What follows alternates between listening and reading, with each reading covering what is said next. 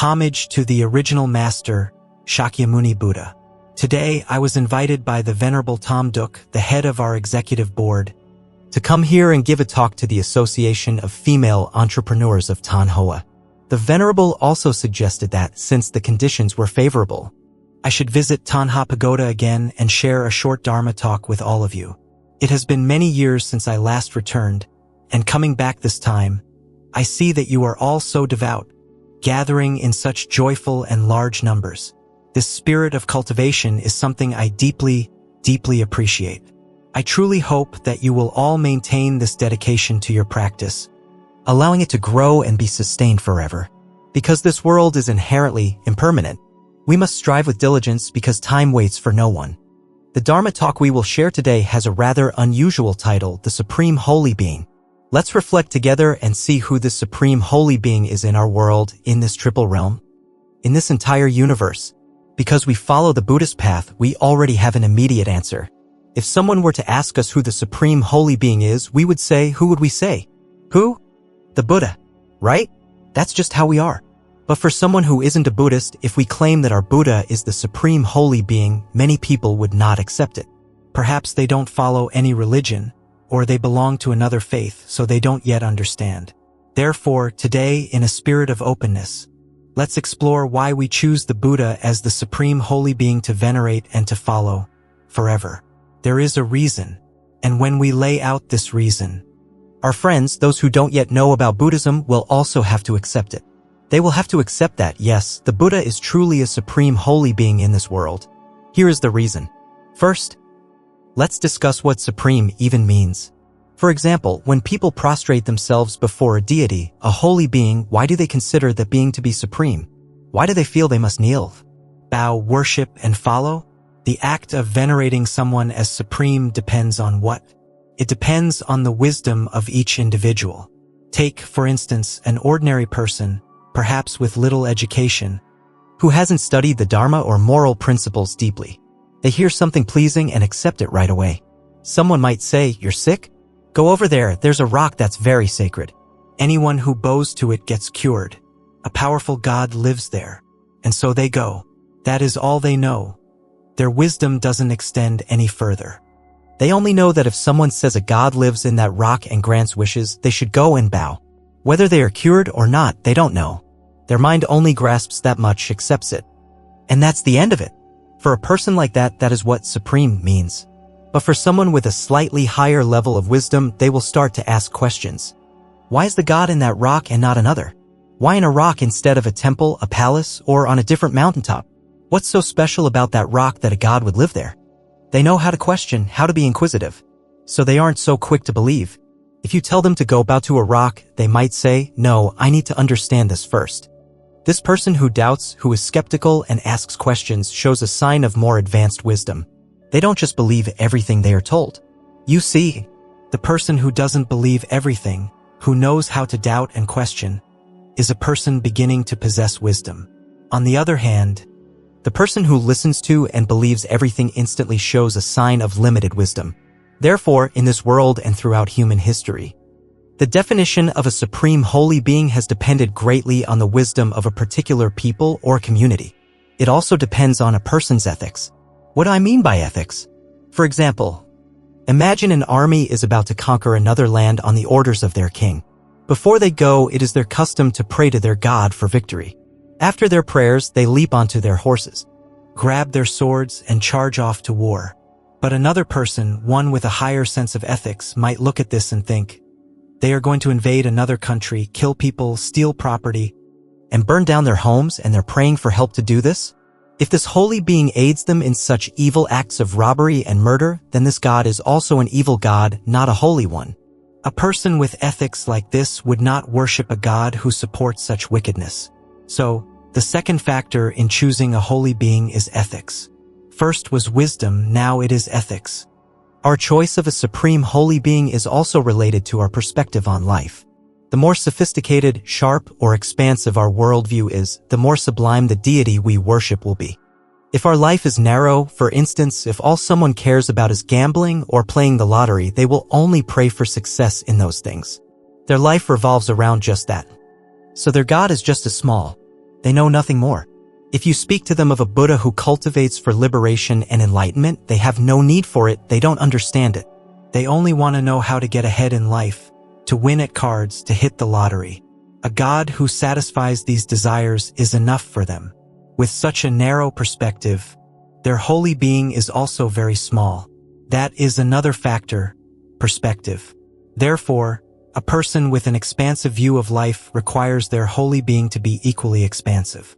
For example, a person whose heart embraces their entire nation, or even the entire world, needs a deity who is truly sublime, not one who merely satisfies their own petty, personal desires. A fourth factor in choosing a supreme holy being is custom. For generations, a family may have worshipped a certain being, so when it is their turn, they continue the tradition, believing that being to be supreme. For example, in China, who do people often worship? Guangong, that's right, Guangong. They worship him in temples everywhere, considering him very sacred. This tradition is passed down from grandfather to son to grandson. But we Vietnamese people don't necessarily think that way. We sit down and examine the history of Guangong. He was Guan Yunchang, a general who fought many battles and killed many people. He was loyal to Liu Bei, but Liu Bei himself lacked the virtue and strength to restore the Han dynasty. After all that fighting, their dynasty declined and vanished. There was nothing particularly glorious about it, and he left no profound teachings for future generations, only a record of battles, which ultimately ended in his own defeat and execution. When it comes to military glory, Guan Yunchang pales in comparison to Vietnam's own hero, Tran Hung Dao, who defeated the most powerful army in the world at that time. And when Tran Hung Dao grew old and the nation was at peace, he quietly practiced Buddhism. A person of such character and achievement is far greater. So, because of our customs and values, we do not venerate Guan Yunchang as a supreme holy being, unlike the Chinese. If you go to India, you will see them worshipping many gods passed down through generations. Good gods, evil gods, all kinds. They worship according to their customs. But if we Vietnamese go there and hear the stories of their gods, we are often surprised. We feel no emotional connection. A deity like that feels strange to us. This is because the Vietnamese nature is gentle and virtuous. The divine figures in our folklore are like the Butt, a kind fairy godfather figure from the classic fairy tale Tam Kam. When a good person is suffering unjustly and has nowhere to turn, the Butt appears to help. The deities in the Vietnamese imagination are very gentle, unlike the fierce gods of some other nations. So, when it comes to custom, the concept of a supreme holy being varies greatly from one country to another. So, setting aside specific figures and focusing on qualities, who is the supreme holy being? Some say it is the one with the most powers. What does powers mean? It means the ability to grant blessings and inflict calamities. If you prostrate yourself and kneel, this being will grant you great fortune. Therefore, they are supreme. That is one viewpoint. Or, perhaps there is a neighbor you dislike who is always arguing with you. You go and pray, and the deity listens, punishing your neighbor with misfortune and misery. This, to some, is a supreme holy being. This is the belief that whoever has supernatural abilities is supreme. That is one concept. Others, however, believe it must be about ethics. The being whose moral virtue is so absolute that no one can compare, that is the supreme holy being. It all depends on one's perspective. So why must we seek a supreme holy being to worship? Is it really necessary in this life? Is it? Yes, it is very necessary. And why is that? Because the world of the spiritual, the mystical, remains a profound mystery to science. No matter how much science advances, a strange and undeniable spiritual dimension continues to exist in our universe. Back in the 17th and 18th centuries, with the progress of science, many people confidently proclaimed that science would replace religion. But it hasn't. In our modern era, with all our mobile phones, cars, and airplanes, people are still drawn to spirituality. Why? Because there are still so many mysteries in the universe, and the spiritual dimension is an undeniable reality. That is why people continue to believe that beyond our human existence, there are holy beings on high upon whom we must rely, depend, and learn from. And typically, when we worship such a being, it is with the intent of asking for help. We know our own existence is small and weak, There are many things in life we wish for but cannot achieve on our own. So we hope that a holy being on high will help us attain them. For example, my child isn't a great student, but I want them to get into university. What do? I pray. Or, I'm not a person who gets many lucky breaks, but I want to be wealthy. What do? I pray. For things that are beyond our control, when we reach a dead end, we think of the divine. This is a normal human psychology. And is this psychology wrong? No, it's not wrong at all. It's completely understandable. The need to pray is a fundamental human need from ancient times into the distant future. It will always be this way. When human beings are pushed to their limits, facing things they cannot control, they will always turn to the divine. But humans also have a peculiar flaw. It is the flaw of being fickle, of being perfidious. What do I mean? We might pray to a deity with utmost devotion, completely obedient and faithful, until one day we get the feeling that we could replace the deity. This is a very strange psychology. It gives rise to a priestly class. Who are the priests? At first, they are just ordinary people who bow before a deity. But after doing it for so long, they start to feel close to the divine. And they begin to act on the deity's behalf, teaching and commanding the mortal world. This is a human tendency. First, we prostrate before the divine. Later, we seek to replace the divine. Human nature is often fickle, always like this. This leads to the emergence of a clergy. Some go even further, proclaiming themselves to be holy beings. We still see this from time to time, not just in ancient times, but today as well. Even in an age where we have sent rockets to the moon and Mars, there are still people who beat their chests and declare themselves supreme, a god, a saint, when in reality they are just ordinary mortals. That is the psychology. And when we hear people proclaim themselves supreme, what do? At first, we believe. We can be naive, gullible. We believe, oh, that woman is amazing, she's a saint. Oh, that man is a holy one. We just believe at first like anyone else. We keep believing, following for a long time, until we start to think we can take their place. Human psychology is a very curious thing, but this is the situation now. In the beginning, different peoples in different parts of the world had different beliefs and worshiped different holy beings. But now, the holy being is no longer a shared goal for seeking peace, happiness, and love. Instead, the holy being has become a brand name, a private label that people fight over, compete over, and even kill each other for. This is a tragedy. Even though humanity has advanced to our current state of civilization, the truth remains elusive. People still haven't found it. It has become, I worship my God, you worship your God. My God is more powerful, so I will fight you and force you to follow my God. And even if they don't physically fight, they argue and compete. The very gods we thought were supposed to bring peace and love have become banners under which people divide themselves. My God is the true one, not yours. The world remains deeply divided by religion, a very serious problem. It's the same even here in Vietnam. We have many religions and beliefs, and the government is rightly concerned about this division.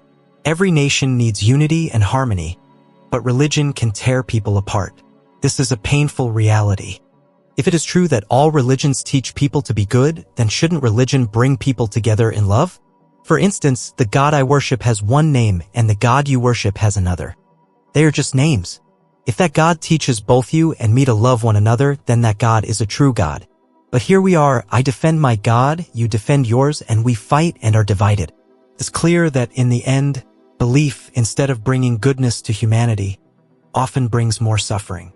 And so, belief has become a source of anxiety for those who manage society and for those who seek the truth. We want to find the truth. We want to see where the truth lies so we can follow it, venerate it. We don't want to follow a path that leads to division, competition, selfishness, and arrogance. We want to follow a path to follow a being who gives us a great and compassionate heart, a luminous wisdom, and a boundless sense of ethics so that we can be kind to everyone and find peace and happiness in this life, which is already so full of suffering. We don't want to follow a faith only to have our hearts boil with hatred. We don't want to join a religion only to become more divisive, jealous, and competitive. We don't want that. We want to find the real truth. Truth is the ultimate rightness we can believe in. Whoever the supreme holy being is, that being should give us truth, not hatred and one-upmanship. Anyone who thinks deeply must reevaluate this. For example, if someone comes up to you and says, "The saint you worship is this, and the saint I worship is that," you should reply with this, "I don't need a saint. I need what is right. I need a saint who teaches you to love me and teaches me to love you. I need a saint who teaches me to live a life of altruism, to eradicate my selfishness. I need a saint who teaches me to let go of my greed and my hatred. I don't need your labels. So don't tell me about your saint versus my saint. I don't need a saint. I need the teaching. I need the truth, so I can live my life correctly and beautifully." We should answer like that. So, who is the supreme holy being for humanity to devote itself to? Who is this being? Initially, people thought it was a being who could do everything. Make the rain fall, the sun shine, the flowers bloom, the rivers flow.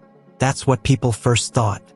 They imagined that with such a great being, all they had to do was pray and that being would grant them everything: flowers in the fields, rice in the paddies, fish in the waters.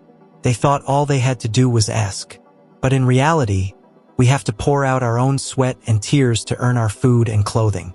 Prayers are answered inconsistently. Sometimes yes, sometimes no. And this world remains imperfect. It is still full of suffering and disappointment. Wars still break out, new diseases appear, and natural disasters continue to sweep across the globe. So, does this all-powerful being truly love and protect humanity? If this being loves us, then they must be powerless because they have failed to make us happy. We are still suffering. But if this being is all-powerful, able to create everything, then they must be cruel to stand by and watch us suffer without helping. Therefore, the idea of following a holy being who can create everything is gradually losing acceptance. People who still follow often do so out of sentiment alone. My grandfather followed, my parents followed, so I follow. But in the minds of civilized people today, the entire question has been turned on its head.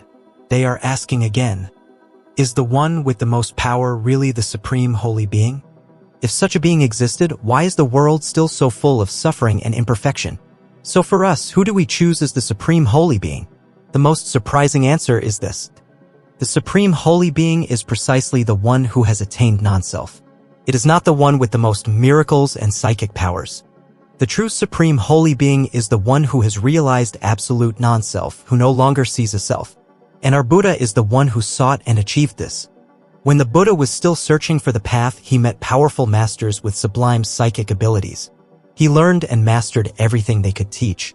Under his first teacher, Alarikalama, the Buddha learned to walk on water.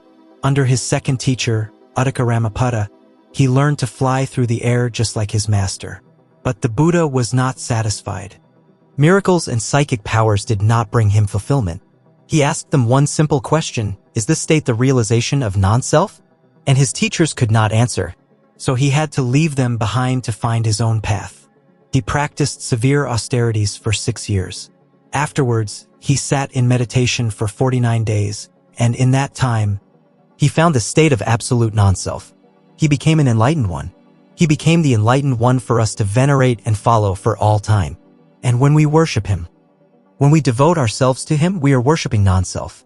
We are not worshiping power or miracles. We bow to him not because he can grant us this or that, but precisely because he attained non-self. And we vow to follow him to realize that same morality of non-self. This is the ultimate wisdom that humanity has ever discovered. Among all the countless inventions, theories, and philosophies, the discovery of non-self is the most sublime and magnificent discovery of all. The principle of non-self is a philosophy of boundless immensity. Only those with the most profound wisdom can begin to sense its truth. This is why, after the Buddha attained enlightenment, he briefly hesitated to teach. He looked out upon the myriad of sentient beings, all of them clinging to a self, always seeing my property, my family, my intelligence, my talent. And here he was about to teach a doctrine of complete non-self, where there is no I at all. He knew they would not be able to understand. So he hesitated. To go from a place of ego-clinging to an understanding of non-self is too great a leap. It's too far for people to reach. It's the same for us sitting here today. I am telling you that the Supreme Holy Being is the one who has attained non-self. And when we bow to the Buddha, we are bowing to that state of non-self, vowing to follow that path. As I say these words, I know that not many people in this room can fully understand. So today, by raising this topic, we are touching upon a very deep, a very high teaching in Buddhism, one that not everyone can grasp. We are so used to clinging to a self, and now we are being asked to comprehend a reality where there is no self, no ego. That this is the ultimate truth. We don't understand it. Do the Buddhist devotees here understand? You see, one person quietly says yes and then withers. Just one. The rest of you are silent. Starting from our I, which is so full of ego, competition, greed, and hatred, we are suddenly confronted with the idea that Buddhism is the path of non-self. It's natural to be a little stunned, to not understand. But anyone who, at this very moment, can grasp this has truly great spiritual roots. This is a person of Mahayana capacity, one who has followed the Buddha for many lifetimes. If you can understand this, you will follow the Buddha for all your lives to come, and you will never again fall into wrong views. So why did I have to give this particular talk today? Because I am afraid that you might follow the Buddha while still harboring wrong views inside. If you do, your practice over many lifetimes will be for nothing, yielding very little merit. You might still bow to the Buddha, chant his name, make offerings, praise him, and do good deeds, but your blessings will be few. Why? Because you do not understand what non-self is. But if you kneel down, bow to the Buddha, chant a line of scripture, offer a flower, and you understand that the being you venerate is the incarnation of non-self, then your merit becomes immeasurable. You establish right view in the Buddha Dharma, and for all your lives to come, you will never fear falling into heretical paths. The difference is just this: non-self or clinging to self. Therefore, today we affirm the supreme holy being whom we will worship forever in this life and all lives to come is precisely the one who has attained non-self. Precisely the one who has attained non-self. And when we understand this, we take a new step in our Buddhist practice. If we don't yet understand this, we will remain an ordinary disciple, knowing how to practice and do good deeds just to get by, hoping to avoid a lower rebirth after death. That's it. We haven't planted the seed to become a saint. But if we understand that we worship the Buddha because we worship that state of non-self, if we prostrate ourselves before that person who realized there is no I, then in understanding this, we take a new step. We have planted the seed of future sainthood. Perhaps not in this life, but by becoming aware of this principle of non-self, you have already planted that seed. So, if anyone here today hears what I am saying and believes it deeply, understands it profoundly, then from this moment on, you take a new step. You become a disciple of the Buddha on a higher level. You've gone up a grade, graduated. The concept of non-self is so incredibly important. What is a person of non-self like? When a person attains non-self, countless marvels appear. But there are at least three main ones. The first is absolute compassion. The second is absolute wisdom. And the third is absolute peace. What is absolute compassion? It is the ability to love all sentient beings. This love is not like the love we have for a relative. It's not like the love for our parents or our children. It's not like the love for a dear friend. It is an all-encompassing love that is beyond words. It is a love that sees others as oneself. It's a love that cannot be explained. For example, if I look out at all of you and my heart fills with love for every one of you, what is that? It is a compassionate mind. But that compassion is not yet absolute. Why? Because there is still me, the one who is loving, and you, the ones who are being loved. Or look at each other, here in this practice community. Seeing everyone gathered so joyfully at the pagoda with such pure and aspiring hearts, you feel a great love. What is that love? It is also compassion. When your love expands to embrace many, it is compassion. But it is not yet absolute, because there is still a you who loves and others who are loved. So what is absolute compassion? Absolute compassion is when there is no longer a you. You are everyone. When you are everyone, you don't speak of loving, because you simply are a state of profound, harmonious love. Is that easy to understand? Is it? These are the states of a saint, not an ordinary person. We need great wisdom just to imagine this. Let me repeat it one more time, so please try your best to picture it. When we can picture this, we ascend to a new level of practice. I'll say it again. Right now, if you feel love for everyone here, that is compassion, but it is not yet absolute. But when you see that you are everyone here, there is no need to speak of love. There is only a pervasive, deep, harmonious love. That is absolute compassion. A person who achieves this doesn't just embrace the people in this room. Their mind encompasses the entire universe. All sentient beings are them, and they are all sentient beings. The butterfly flitting by, the bird in the sky, the fish in the water, they are all that person. Everything is contained within that love of non-self. Do you understand? If you do, you have just planted another seed of future sainthood. Keep going. Excellent. Now let me speak of absolute wisdom. What is wisdom? When you know one thing and then you know another thing. That is called wisdom, but it is not absolute because you have to learn, observe, think, and investigate. Even an enlightened saint might know many strange things. What kind of strange things? For instance, there might be a monk with psychic powers. A devotee approaches him. Before they even open their mouth, the monk already knows what they are going to say, what they are going to ask for. His mind is directed there, and it's as if he's inside their head, knowing their thoughts completely. He knows how things will turn out, their past and their future. This is called psychic power. It exists, but even that wisdom is not yet absolute, because it still requires a movement of the mind, a direction. There is still a knower and a thing to be known. So what is absolute wisdom? It is the understanding that the Buddha and all sentient beings are one. Because the Buddha and sentient beings are one, the Buddha knows everything about the lives of all beings, about the entire universe. Do you understand that sentence? Not yet. Let me give an example. Imagine an old man, trembling, leaning on his cane as he enters the pagoda. He meets an arhat, a being of non-self. That arhat sees himself as that old man. Therefore, he knows everything about him, his illnesses, his habits, the karma he created when he was young. He knows where the old man will be buried in a few days and where he will be reborn. The arhat knows all this as if it were his own story. He knows more about the old man than the old man knows about himself. That is non-self. You are sentient beings, so you know everything about them. Let me just interject here for a moment. Right now, is your mind moving or is it still? Is your mind agitated or is it tranquil? Some say tranquil. Some say agitated. The ones who say agitated are the most correct. And why is that? Why did some of you say your mind was tranquil? Because you think you are in a pagoda, right? You're not worried about worldly things, you're listening to the Dharma, so your mind feels tranquil. What's there to be agitated about? That is how you see yourself. It is not the view of a saint. A saint can look into your mind and see a hornet's nest of agitation inside. The tranquility you perceive is just a tiny, thin surface. The entire hidden mass behind it is a tangle of afflictions, ego-clinging, competition, greed, hatred, pettiness, selfishness, bickering. So many things it's impossible to list them all. It's terrifying. That hidden part of us. We cannot see it in ourselves, but it is terrifyingly real. And that is the truth. That is the truth. A practitioner who knows this truth is a practitioner who is making progress.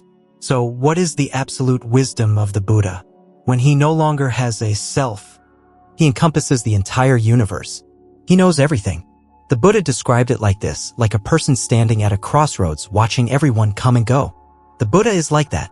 He sees all beings in the triple world turning on the wheel of samsara. He knows who lives where, who dies and goes where, who is reborn where, whether into wealth or suffering, all according to their karma. The Buddha knows it all. He called this the divine eye or all-knowing wisdom. That is absolute wisdom. And what is absolute peace? This is something we cannot truly understand. But it is precisely because the Buddha realized absolute peace that he knew for a fact that life is suffering. This is why the very first of the Four Noble Truths is the truth of suffering. The Buddha said this entire world is suffering. Even the highest heavens are, in the end, a state of suffering. Why? Because they have not realized the absolute peace that the Buddha realized. When he attained non-self, he realized absolute peace. And only then did he see, it turns out all beings in the triple realm are trapped in a suffering as deep as hell. Even the highest gods in the highest heavens are still suffering because their state is still limited. Only the realization of nirvana of non-self is absolute peace. We cannot describe this state with words, but a person who realizes non-self attains these three things: absolute compassion, absolute wisdom, and absolute peace. Are these ideas hard to understand? They are not easy, but if anyone hearing them feels even a small connection, a faint stirring in their heart, that person has planted a very deep and enduring seed in the Buddha Dharma. If, on the other hand, we only hear things like, bow to the Buddha and you will get blessings, do good deeds and you will be rewarded, these things are not wrong, but they represent a very basic, elementary level of faith. But today we are hearing that non-self is the supreme holy being. We are hearing that true compassion is the absolute compassion of a being of non-self. We are hearing about the absolute wisdom and absolute peace of a being of non-self. If your heart feels even a flicker of affinity, of understanding, of faith, you have just planted a great Mahayana seed within yourself. You have taken a new step in your journey of studying and practicing the Dharma. This is very difficult, but I hope all of you will quiet your hearts and try to understand this. Because once you do, for countless lifetimes to come, you will never lose your way. Once you have a feeling for this non-self, your direction is set for immeasurable future lives. You are on the right path, and you need not fear going astray. Therefore, to come to Buddhism is to seek non-self. You must pay very close attention to this principle. Think about it, when we bow to the Buddha, why do some people receive great blessings while others receive very few? It all depends on whether they understand the Buddha. If we bow, but we don't understand the Buddha's non-self, if we just think the Buddha is a very powerful being, I pray he will protect me, if that's our understanding, the blessings are minimal.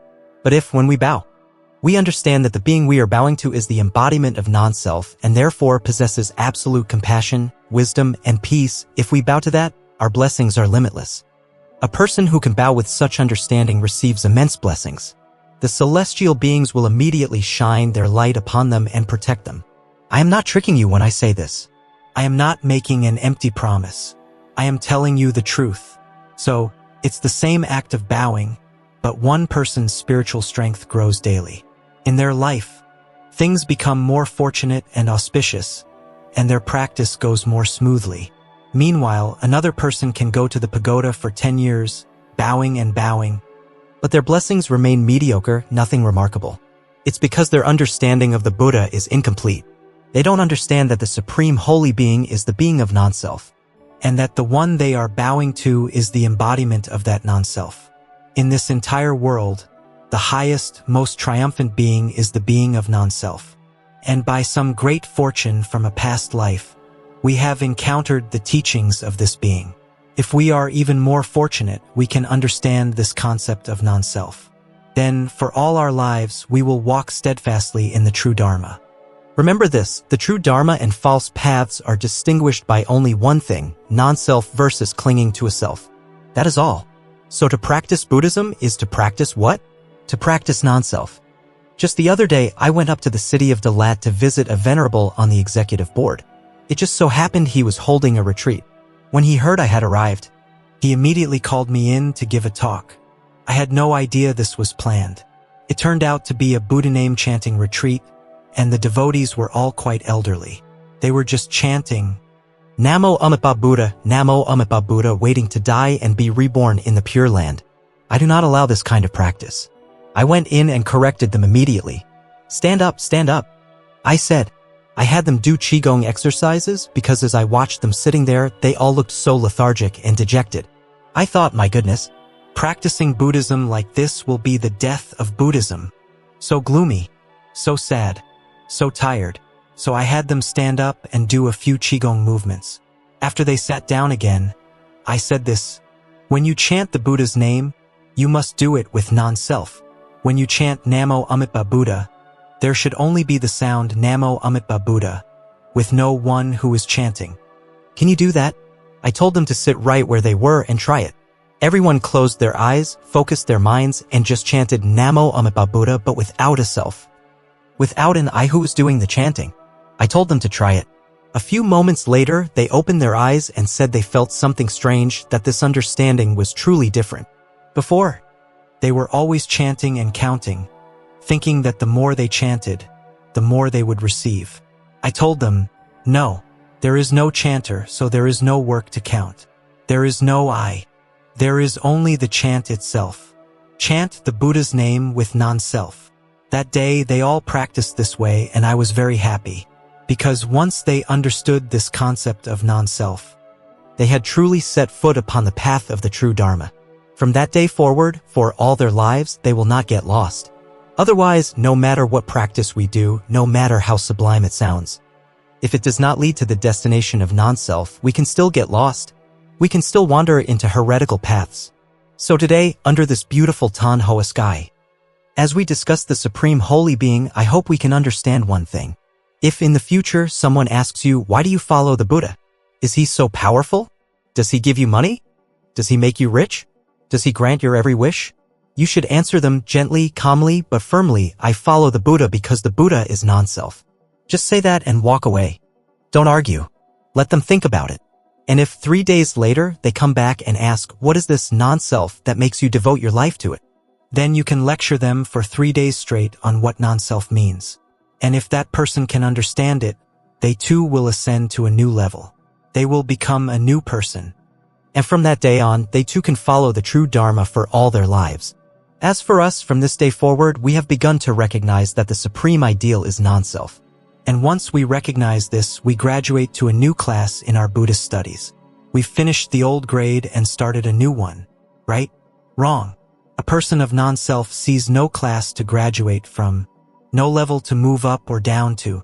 You fell right into my trap. The one who is non-self, do they still see themselves as climbing a ladder? No, right?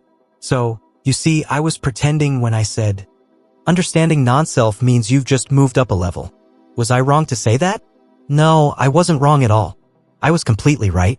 The person who begins to understand that the ultimate state is non-self, that the Supreme Holy Being is the being of non-self, has in fact moved up to a new level in their practice. I was not wrong. But when I asked, right? And you all nodded, agreeing that you had leveled up, you were wrong. Because you were clinging to a self, seeing an I who had just leveled up. Isn't that so? If you truly understood non-self, who is there to level up? What level is there to reach? So I set a little trap and you got caught. I'll set another one in a minute. Now we understand that the Supreme is non-self. So we must practice non-self. What does practicing non-self bring us in our daily lives? It brings two things, morality and merit. What are they? For instance, we contemplate that this I doesn't truly exist. Who is this I? It can't be this physical body which will decay. Who is this I? It can't be these thoughts, which are fleeting and change from one moment to the next. Who is this I? Can't be these feelings of love and hate. Today we love, tomorrow we hate. So feelings are not the I. This body is not I, this mind is not I. So in the end, who am I? There is no I to be found. When we understand this, we can live in the world with a sense of freedom. No longer seeing anything as me or mine. But this doesn't mean we go jump in a river. We see there is no I, and then, miraculously, we begin to love everyone. This is a very strange thing. If you practice correctly, this state will appear. As you keep contemplating, there is no I. You will suddenly find yourself able to love the people around you.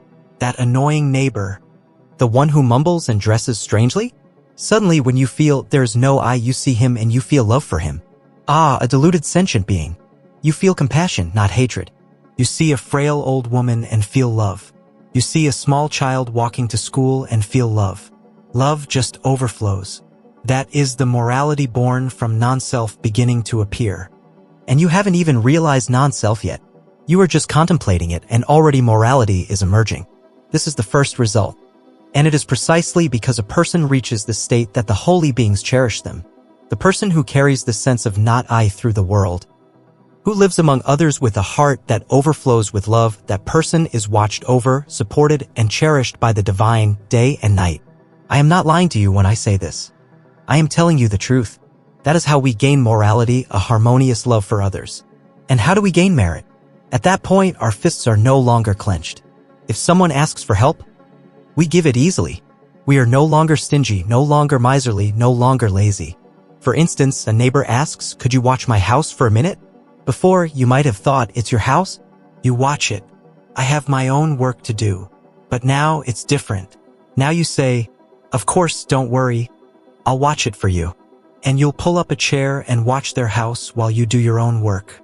You suddenly become very easy to ask, very willing to help, very self-sacrificing for others, even in the smallest ways. For example, your neighbor yells, help? I forgot my towel. Normally you might curse them under your breath, right? But now no. You'll hop over the fence, grab the towel, and hand it to them. You act like a servant, because there is no more I. You suddenly love people and only want to serve them, because there is no I. So the person who contemplates non-self, who sees that nothing is I, this body isn't I, this mind isn't I, naturally begins to love others and only wants to serve them. This body will die, this life will pass. What's the point of not loving each other, of not helping each other? And so, loving others and helping others becomes an overflowing state in your life. Does that generate merit? Yes. It generates merit that grows until it is immeasurable and boundless. That is the result of contemplating non-self. It brings morality and it brings merit. Then, when we practice meditation, it's the same. We sit, cross our legs, and focus our mind in the stillness of our breath. But we always hold one understanding: this I does not exist. This body and mind are impermanent. They will pass. This mind is full of turmoil. It is not I. If you can follow your breath with this understanding, you will gradually realize the stages of spiritual enlightenment. You must understand non-self to realize the true stages of sainthood. If you don't understand non-self, any spiritual state you attain will be a sidetrack, a demonic or heretical path. What does that mean? It means if you meet a teacher who claims to have powers, who can see this or that, don't immediately believe he is a saint. You must check if he has the morality of non-self. Or does he just have psychic powers from his meditation, telling fortunes and seeing things, and we flock to him thinking, he must be a saint. If we prostrate and obey, we will be led astray. We must get close to him and see, does he understand non-self? Does he live a life of non-self? Only then is he a true saint, a real one. So, when non-self is applied to daily life, we love and help the world. When non-self is applied to meditation, we attain spiritual enlightenment. And a saint who has realized non-self is a being who embraces all sentient beings, all of heaven and earth within their own mind. That is how marvelous, how beautiful non-self is. The supreme being we should worship is the one who teaches all beings to aim for this non-self. Not someone who claims to have the power to create heavens and earths. No. The noblest being, the one most worthy of worship, is the one who brings the teaching of non-self to the world. That is the one who can teach both gods and humans. Just like the Buddha. Sometime after his enlightenment, the god Indra, the king of the Trayastrimsa heaven, came to visit him. At the time, Indra was old and weak. His heavenly merit was running out. He was about to fall from his throne and be reborn as a human. His merit was gone. He came down, paid homage to the Buddha, and asked for the teaching. The Buddha taught him about non-self. In a flash, Indra was awakened, realizing a high stage of sainthood. His heavenly merit was instantly restored. He returned to his realm and continued his reign as king of the gods. Just by hearing the teaching of non-self, his merit was restored. It is the same for us here. You may be rich or you may be poor. But if in this moment you can feel this non-self, that there is no I, this body is not I, this mind is not I, if you can understand this deeply, you have just elevated yourself to a new level of merit. Instantly. Just like Lord Indra. Understanding non-self, he had a spiritual awakening and restored his blessings. We can do the same. Perhaps our merit is declining, or perhaps we have little. But whoever can understand this profound non-self will ascend to a new and very, very sublime level. Right? The audience applauds. You're getting smart now. You've gained some wisdom. So smart. Let's see if I can trick you again. So we see something here. From this principle of non-self, love will grow. From this principle of non-self, our wisdom will grow. From this principle of non-self, our capacity and merit will grow. Our entire nation will rise and the whole world will find peace and unity. Therefore, let us put our hands together and pray that this teaching of non-self will blossom brilliantly among humankind so that we may love one another, free from hatred, war, and killing. May all sentient beings rise to a new way of being, aiming for that sublime state of sainthood. Was I tricking you that time? Well, the night has grown late, the dew is falling, and you must all be tired. I was fortunate to have this chance to stop by. Tomorrow, I will be returning to Hanoi to open a meditation retreat there. I wish all of you many blessings in your lives and much good fortune. May your health be strong. may you be diligent in your practice, and may you never stray from the path of non-self that the Buddha has taught us. Homage to the original master, Shakyamuni Buddha.